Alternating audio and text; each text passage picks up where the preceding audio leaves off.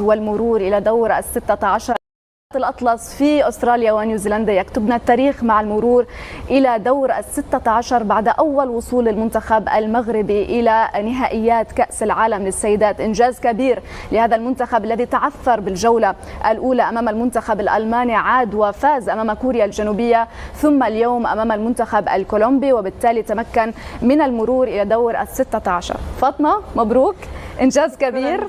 المنتخب المغربي الذي كما سبق وذكرنا تعثر بالجولة الأولى الآن إلى دور ال16. تحقق الحلم، تأهلنا، دخلنا التاريخ لبؤات الأطلس، فعلنا هناك في أستراليا. اليوم للتاريخ لبؤات، يعني حتى شهادتي مجروحة في منتخب المغرب، لكن أتحدث فنيا. المنتخب المغربي اليوم عبور خطف بطاقة تأهل نتيجة وأداء، فكان التأهل مستحقا. اليوم بيدروس استفاد من درس ألمانيا، يعني لما تقصي منتخب بحجم ألمانيا وتتأهل فأكيد هناك عمل، يعني عمل الجامعة الملكية المغربية على جل المنتخبات المغربية يعطي الأكل. أسود الأطلس أبدعوا، لبؤات الأطلس تألقنا، تفننا. يعني اليوم على الرغم أن الدوري المحلي أو الأوروبي يعني كانت نهايته من قبل شهر من المونديال، على عكس كولومبيا، يعني استمرار الدوري جعل من اللياقة البدنية للكولومبيات تكون عالية. لكن اليوم لبؤات الأطلس بلياقة عالية تعتبر أحسن منتخب بدنيا وكذلك فنيا. هي مباراة للتاريخ رغم وجود، يعني نعرف دور كاسيدو، نعرف دور كذلك مارتينيز، لكن اليوم الدفاع المغربي حد من خطورة الكولومبيات خاصة على الجهة اليمنى. يعني لاحظنا أن الشوط الثاني كولومبيا حاولت تفرض أسلوب لعبها، لكن المنتخب المغربي لبؤات الأطلس عرفنا كيف يتعاملنا مع المباراة والخروج بهذا التأهل الذي سيشهده التاريخ. اليوم كذلك تألق خديجة الرميشي فعلا، يعني اليوم مباراة كبيرة لخديجة الرميشي. اليوم قراءة للخصم، قراءة كانت جيدة، والأهم أريج هو التأهل، فهنيئا لنا كمغاربة وهنيئا لكل العرب. بالفعل آلاء، عندما نتحدث عن إنجاز تخطي هذه المجموعة، ونحن تحدثنا بالاستوديو الأول عن صعوبة هذه المجموعة لأنه تحدثنا عن مدارس كروية مختلفة، عن وصيفات القارات، كذلك تخطى اليوم المنتخب الكولومبي المنتخب المغربي وهو وصيف بطل أمريكا الجنوبية، تخطى كوريا وهي وصيفة آسيا، كذلك سقط أمام المنتخب الألماني الذي ودع منافسات هذه البطولة مبكرا على خطى المنتخب الألماني لدى الرجال. كذلك إنجاز كبير وعودة كذلك مهمة بالنسبة للمنتخب المغربي. صراحة الإنجاز والأداء القتالي العالي للمنتخب المغربي هو إنجاز كبير، ونبارك لكل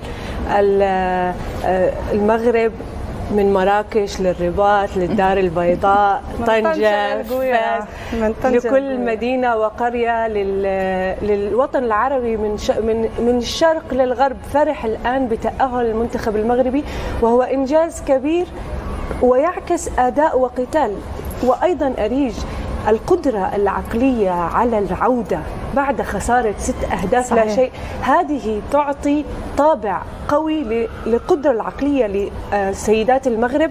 لأنه كان ممكن المنتخب أن ينهار، يعني بعد أن تلقى بأول مباراة إنك أنت ترجع بقوة وبعقلية كبيرة للقتال. ميزة المنتخب المغربي هو ليس كفرق وإنما كعائلة. بالضبط، فأنت ترجع وتقاتل وتغلب وصيف آسيا، بعدين تفوز على وصيف أمريكا الجنوبية، مدارس كروية كبيرة. طبعا فقط نذكر هذه ما زالت مشاهد من أرضية الملعب لاحتفالات فرحة كبيرة، يعني كلنا احنا أصلا يعني اقشعر بدلنا بعد الفوز، ننتظر بتوتر. الروح والمعنويات، التنظيم الجيد، اللعب بثقة بدون خوف واستثمار الفرص، كل هاي رأيناه من مركز الدفاع والخط العمودي بين خط الدفاع والارتكاز والهجوم، والحد من خطورة المنتخب الكولومبي. تكلمنا بالبداية المنتخب الكولومبي سريع، قوة بدنية، وعنده الحلول والمهارات الفردية، ضغط عالي والانتشار الجيد في وسط الملعب. ألف مبروك، الصراحة شيء يعني يرفع لهم القبعة، فخر واعتزاز. وأنا كلاعبة عربية سابقة الصراحة يعني شيء يعطي إيجابية ويعطي فخر لكل اللاعبات العربيات ودافع، وهذا دافع وإلهام لكل اللاعبات العربيات أنه ممكن الوصول، وليس فقط الوصول. المنتخب المغربي هو رابع منتخب يصل لكأس العالم لأول مرة ويستطيع التأهل لأول مرة. المنتخبات التي فعلتها قبل لم يكتفي بشرف المشاركة. طيب خلينا نستمع لغزلان الشباك ماذا قالت بعد هذا الإنجاز التاريخي للمنتخب المغربي ببلوغ دور ال16. نستمع سويا. غزلان، درتوا مباراة كبيرة، مباراة رائعة تاريخية، شنو ممكن تقول لنا اليوم على هذا الفوز الكبير؟ حنا فرحانين بزاف بهذا الفوز التاريخي. صراحة كنبغي نهدي هذا الجمهور العائلات ديالنا اللي صراحة مساكن الدعوات ديالهم ومستريسين حتى هما، والجمهور المغربي كامل اللي صراحة ساندنا من البداية ديال هذه البطولة هذه، وبقى مآمن بينا وكيشجعنا، والحمد لله حنا ما خيبناش، قدرنا نتكاليفاو. حاجه اللي حنا فرحانين بها بزاف، اول مشاركه لينا، اول كاليفيكاسيون، دونك الحمد لله حنا فرحانين بزاف ومآمنين براسنا، وان شاء الله غنمشيو بعيد في هذه البطوله هذه. شكرا بزاف.